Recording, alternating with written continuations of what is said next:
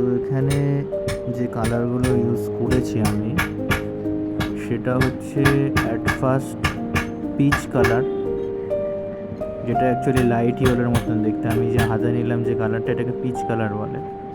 তারপরে একটু কমলা ইউজ করেছি, লাইট ব্রাউন, ডিপ ব্রাউন। এইটা দিয়ে এই গরুটির স্কিনটাকে আমি প্রথমে লাইট টোন চাপাচ্ছি। দেখছো পিচ কালারটা এখানে চাপানো হচ্ছে। এই পিচ কালার চাপানোর পরে আমরা লাইট ব্রাউন চাপাবো। তারপরে সেখান থেকে ভার্টিক্যাল টানে আমরা ব্রাউন কালারের পেন্সিলটাকে নিয়ে কয়েকটা স্ট্রোক ফেলবো লম্বালম্বিভাবে। যে জায়গাগুলো যেরকম আছে সেরকমভাবে করার চেষ্টা করেছি, সম্পূর্ণ হয়তো ঠিকঠাক হয়নি। আর একটা জিনিস বলে রাখি যে ভিডিওটা তো শুরু হচ্ছে মাঝখান থেকে। গরুটার চোখটা ফার্স্টে আমি স্কাই ব্লু দিয়ে কয়েকটা পোর্শন করেছি, কিছুটা হোয়াইটের পোর্শন ছেড়ে দিয়েছি, তারপর ব্ল্যাক দিয়ে সেটাকে অ্যাডজাস্ট করেছি। এখন দেখতে পাচ্ছি ভাঁজগুলো করছি, এই ভাঁজগুলো চড়ছে।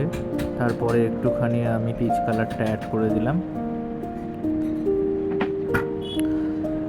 আবার কিছু কিছু জায়গায় ভ্যালু অ্যাড করবার জন্য আমি ব্রাউন কালারের পেন্সিলটা নিয়ে মাঝে মাঝে ঘষে দিচ্ছি। এবার গরুর যে গলগণ্ডটা রয়েছে সেই জায়গাটাতে কাজ করলাম। এবারে চলে আসছি, এবারে বাছুরের মাথাটা আমি ফার্স্টে করেছি সেই পিচ কালার, তারপরে লাইট ব্রাউন, ডিপ ব্রাউন দিয়েছি। বাছুর যেহেতু, তাই ওর পশমগুলো একটু ওঠা ওঠা থাকবে, সেই কারণে জাস্ট পিচ কালার টোনটা চাপানোর পর আমরা লাইট ব্রাউন চাপিয়ে সেটাকে আমরা টোনটাকে জাস্ট লাইট টু মিডিয়াম আমরা একটু বের করবার চেষ্টা করেছি।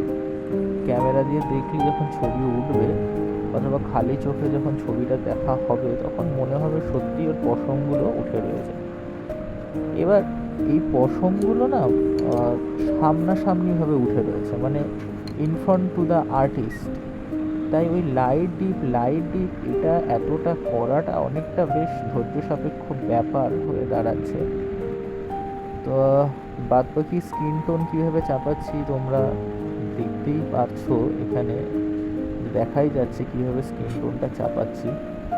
কিছু কিছু জায়গায় কমলা রং আছে, যে আর কিছু কিছু জায়গায় ব্রাউন, কিছু কিছু বেশিরভাগটাই পিচের খেলা, পিচ কালার আর লাইট ব্রাউন, এই কটা নিয়েই মেনলি হচ্ছে আমাদের এই কাজটা চলছে। আর কিছু কিছু জায়গায় ওটাকে ফুটিয়ে তোলার জন্য কমলা অ্যাড করছি।